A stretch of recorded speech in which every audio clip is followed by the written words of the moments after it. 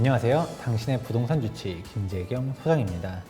오늘은 조금 듣기에는 불편할 수도 있겠지만 정말 현실적인 이야기를 한번 해보도록 하겠습니다. 이 영상을 보시는 여러분들 중에서 아직도 무주택자다 라고 하면 둘 중 하나라고 보고 있습니다. 지금 집값이 워낙 거품이라고 생각하기 때문에 집값이 결국 떨어질 거야 이렇게 생각해서 집을 안 사시는 부류. 두 번째로는 내 집 마련하고 싶은 희망은 있긴 하지만 현실적으로 자금이 부족해가지고 내 집 마련을 못 하시는 부류, 이렇게 둘로 나눠질 것 같습니다.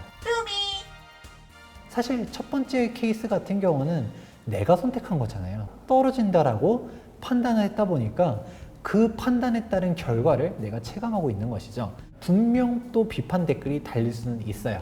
두고 봐라, 분명 집값 떨어진다, 3년 뒤에 대폭락 온다. 솔직히 집값이 떨어지기 더 힘든 시대가 지금이라고 보고 있습니다. 두 번째 케이스가 정말 암울한 건데요. 20, 30대를 다 바쳐가지고 정말 일만 한 거예요. 이제는 내 집 마련할 수 있겠지 하고 돈을 좀 모았다가 부동산 시장을 바라보니까 집값이 훌쩍 비싸져 있는 상황인 거죠. 정말 열심히 돈을 모으고 나면 어느 정도 희망이 오겠지 생각했는데 정말 희망이 없어진 거잖아요. 근데 이런 분들이 가장 많이 기대하는 게 바로 청약인데요. 근데 이 청약 자체도 정말 희망 고문의 결정판이라고 할 수 있습니다. 2020년도 상반기에 분양하려고 했었던 단지들 다 하반기로 넘어갔고요. 여기에다가 2021년도 하반기에는 분양하겠지라고 생각했었던 단지들도 줄줄이 연기되면서 2022년도에는 분양하나 이런 식으로 기약이 없어져 버린 부분들이 정말 많고요. 상기 신도시 자체도 기대를 좀 해봤었는데 현실적으로 내가 청약할 수 있는 물량들이 없어 라는 부분들이 팩트라는 것이죠. 나한테 올 물량이 없다라는 게 가장 서글픈 부분입니다. 최근에 분양한 단지 중에서 정말 대어 중 하나가 어디였었나요? 레미안 원베일리가 있었습니다. 청약 가점이 어떤가요? 지금 답이 없죠.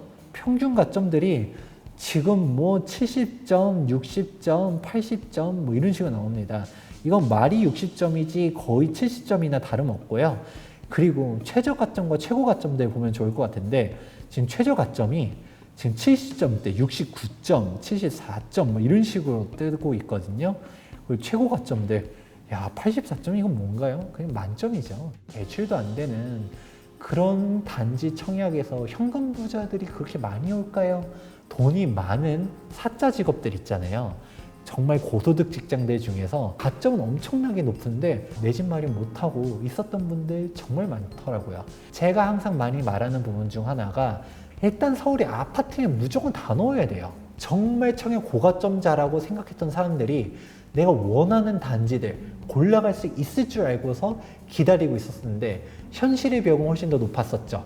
그렇게 되니까 나머지들로도 청약들이 다 넘어갑니다. 청약 가점 모으기가 정말 어려워요. 이 가점을 갖다가 모을 때 첫 번째는 무주택 기간, 부양가족수, 청약저축 납입 기간 이렇게 세 가지로 나눠지게 되는데 아까 봤었던 만점, 84점이 만점으로 되게 됩니다. 얼마나 어마어마한 점수냐면 우선 첫 번째로 이 무주택 기간, 사람들이 정말 우습게 보는 사람들이 많은데 이 무주택 15년 맞추는 게 정말 어렵습니다. 뭐 한 35인데 그럼 무주택 기간 이미 15년 차고 넘친 거 아니에요? 아니에요. 여기서 말하는 무주택 기간이라는 거는 만 30세부터예요. 무주택 15년 이상을 채웠다라는 거는 만 45세가 넘어간 이후로부터라는 거거든요.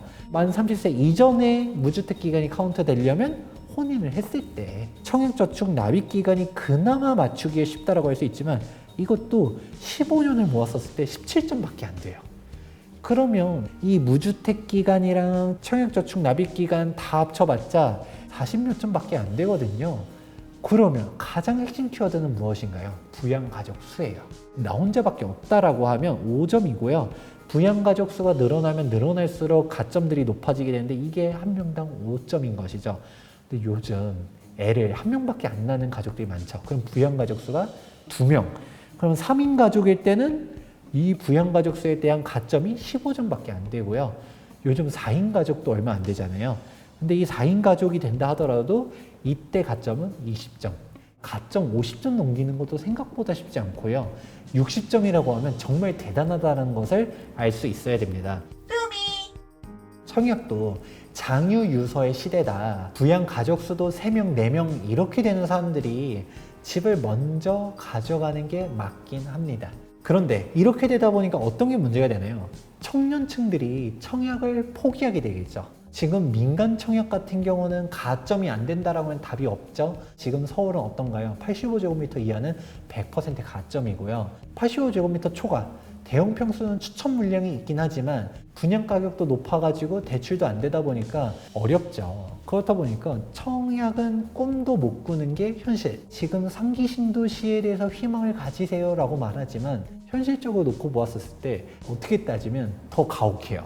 상기 신도시 청약이 특공만 85%예요. 신혼부부 특공이 30%, 생애 최초 특별 공급이 25%, 노부모 특공이 5%, 다자녀 특공이 10%, 기관 추천 15%.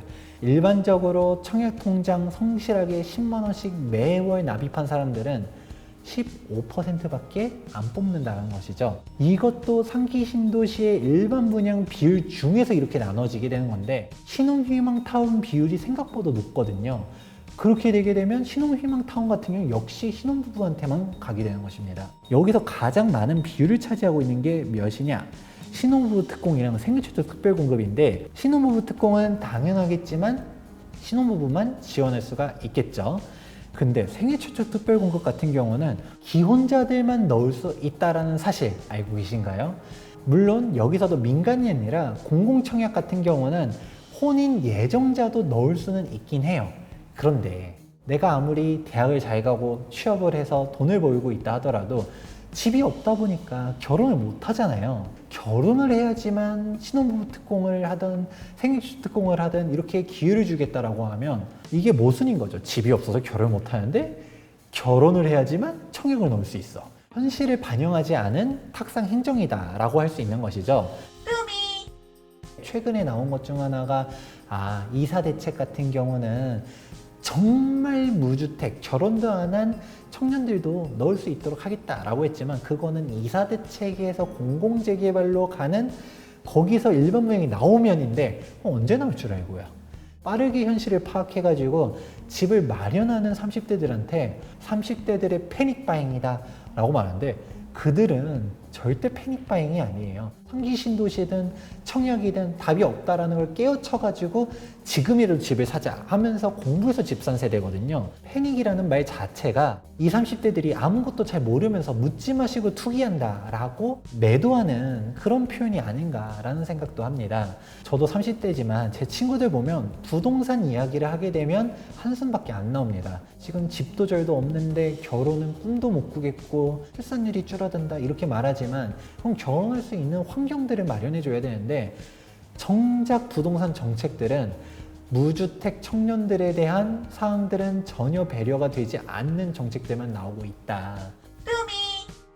제가 일전에 영상에서도 한번 비판한 적이 있었습니다. 홍남기 경제부총리께서 뭐라고 했었나요? 지금 집값이 과열되어 있다, 집값이 조정될 수 있다 라고 얘기했었는데 그렇게 집값이 조정될 거라고 하면 고위공직자들이라든지 그 많은 정치인들은 왜 아직도 다주택자이며 왜 아직도 강남의 비싼 아파트들을 사수하고 있는가? 왜 본인들은 무주택이 되지 않으면서 남들 보고 무주택을 강요하는가? 제가 누누이 강조드리는 용어가 있습니다. 바로 각자 도생인 것이죠. 나만을 믿고 내 앞길만 생각하시기 바랍니다. 30대들은 대단히 현실적으로 내 앞길을 찾아 나가고 있는 것이에요. 그들을 패닉바잉의 주체다, 투기꾼이다 라고 매도하면 안 된다는 것이죠. 행복회로에 젖어가지고 무주택으로 계속 있으면서 언젠가 집값이 떨어질 거야 라고 있었던 사람들이 전세 만기가 도래할 때마다 한숨만 더 늘어나고 있게 되는 상황입니다.